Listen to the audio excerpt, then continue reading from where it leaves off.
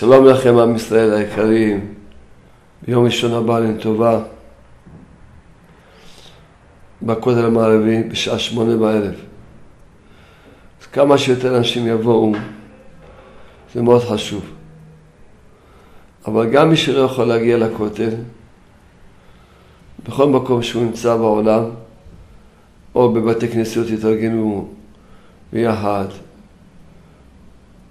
וגם כל אחד בבית שלו, כל בית ובית יתארגנו, כל בני הבית, שכולנו בשעה 8 בערב ביחד נגיד את תיקון כללי לזכותם של כל עם ישראל, שכל עם ישראל יזכו לחזור בתשובה שלמה, בלי איסורים, בלי פיגועים, בלי מלחמות, ושיבוא משיח צדקנו רחמים גדולים בקרוב ממש, בלי מלחמות ובלי פיגועים.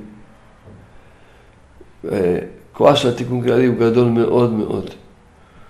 רבי נחמן מברסלב אמר שהיה צריך שיוכל לגלות את התיקון כללי בעולם, היה צריך למסור את שתי הבנים שלו ואת אשתו.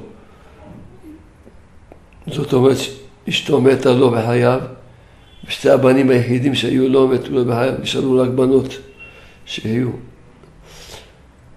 בשביל שיהיה לו ממש את האפשרות להוציא ולגלות את התיקון כללי לעולם.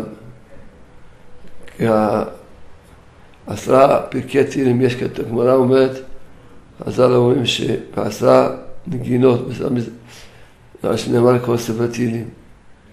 רבי נחמן מברסלב התגלה לו, מה הם 10 פרקי תהילים?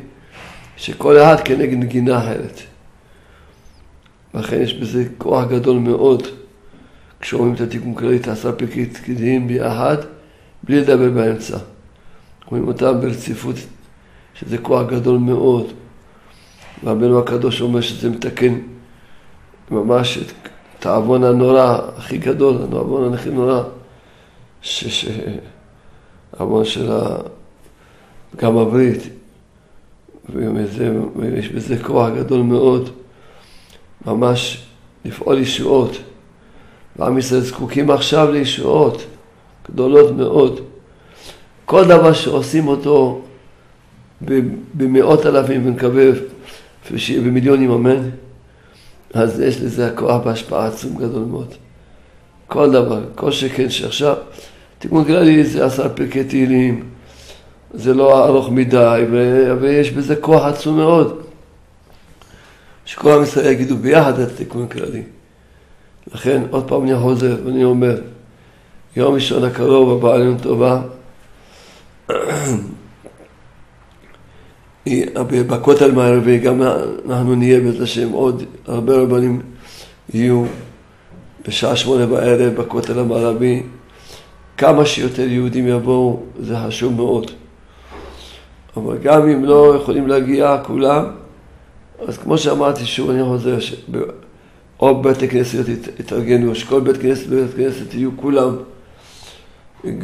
גברים ונשים עזרת נשים, ויגידו ביחד ב8 בערב, או בבתים, כל משפחה, כולם, כל משפחה יתארגנו, וככה נזכה שבעזרת השם יהיה לנו ישועה גדולה, ושמקבל תפילתנו, הן אל כפיר לא יכביר לא ימאס, ושמשמע תפילתנו ויביא את המשיח רחמים גדולים עכשיו בקרוב ממש, אמן.